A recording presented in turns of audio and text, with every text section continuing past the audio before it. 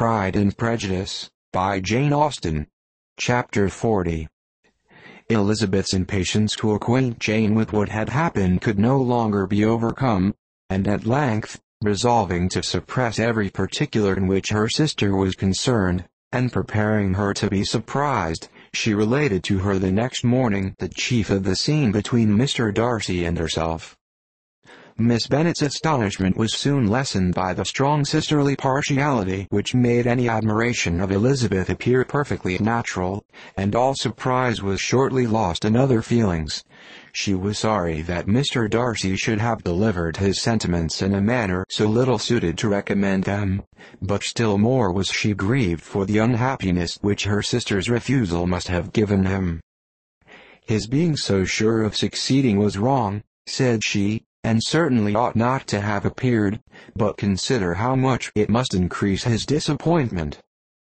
"Indeed," replied Elizabeth, "I am heartily sorry for him, but he has other feelings, which will probably soon drive away his regard for me. You do not blame me, however, for refusing him?" "Blame you? Oh, no. But you blame me for having spoken so warmly of Wickham?" "No, I do not know that you were wrong in saying what you did. But you will know it, when I tell you what happened the very next day." She then spoke of the letter, repeating the whole of its contents as far as they concerned George Wickham. What a stroke was this for poor Jane, who would willingly have gone through the world without believing that so much wickedness existed in the whole race of mankind, as was here collected in one individual. Nor was Darcy's vindication, though grateful to her feelings, capable of consoling her for such discovery. Most earnestly did she labor to prove the probability of error, and seek to clear the one without involving the other. "This will not do," said Elizabeth. "You never will be able to make both of them good for anything. Take your choice, but you must be satisfied with only one. There is but such a quantity of merit between them, just enough to make one good sort of man, and of late it has been shifting about pretty much. For my part, I am inclined to believe it all Darcy's, but you shall do as you choose." It was some time, however, before a smile could be extorted from Jane. "I do not know when I have been more shocked," said she. "Wickham so very bad. It is almost past belief. And poor Mr. Darcy. Dear Lizzie, only consider what he must have suffered.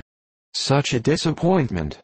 And with the knowledge of your ill opinion, too, and having to relate such a thing of his sister.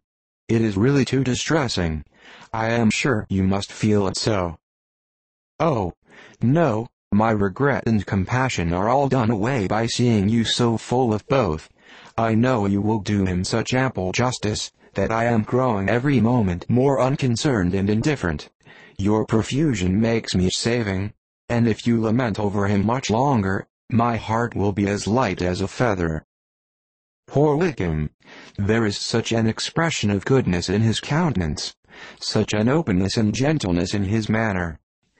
There certainly was some great mismanagement in the education of those two young men.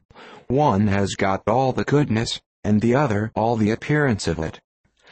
I never thought Mr. Darcy so deficient in the appearance of it as you used to do.